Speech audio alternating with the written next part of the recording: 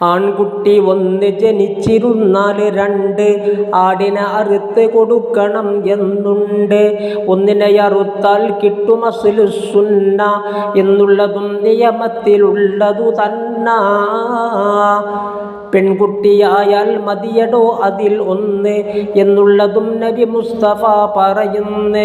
മാടായിരുന്നാൽ ഏതിനും മതി ഒന്ന്, അതുതന്നെ മതി കുട്ടികൾ ഏഴിന്.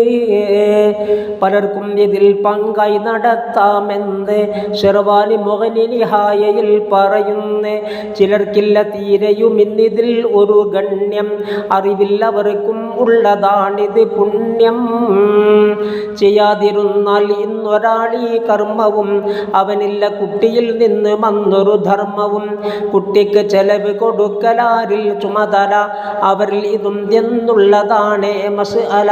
സ്വന്തം പിതാവിനാണ് ചുമതലയാദ്യമിൽ, കഴിവില്ല എങ്കിൽ പിന്നെ മാതാവാണതിൽ.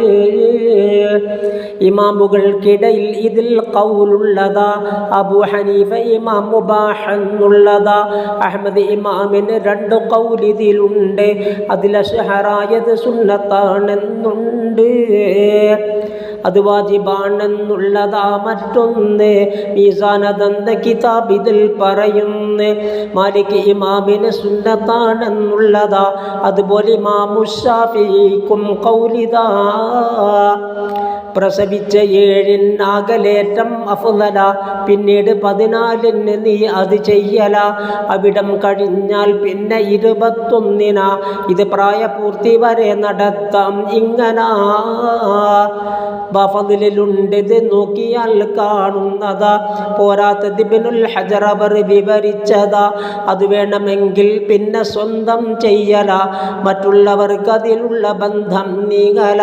ഉദിക്കുന്ന സമയം അറിവിനേറ്റം നല്ലതാ എന്നുള്ളതും ഈ തുഹ്ഫയിൽ കാണുന്നതാ. മധുരം ഇതിൽ ചേർത്തിട്ട് പാകം ചെയ്യണം, അത് പിന്നെ ഫുഖറാക്കൾക്ക് ധർമ്മം ചെയ്യണം. വലതുടയതിൽ ചേർക്കാതെ നീ മാറ്റേണ്ടതാ. വയറ്റാട്ടിക്കായി അത് പച്ചയിൽ നൽകേണ്ടതാ. കൊണ്ടും കൊടുക്കൽ അഫ്ളലാണെന്നുണ്ട്, ക്ഷണിച്ചും കൊടുക്കാം എന്ന് മുഗനിയിലുണ്ട്. അതിൽ നിന്നൊരംശം നീ എടുക്കൽ സുന്ന, അത് 3-1 നിന്ന് കവിയരുതെന്ന. അറുക്കപ്പെടുന്ന ആടിന് വയസ്സൊന്നാകണം, കോലാടിനും മാടിനും അത് 2 അറുക്കുന്നതും നീയാകലേറ്റം നല്ലതാ.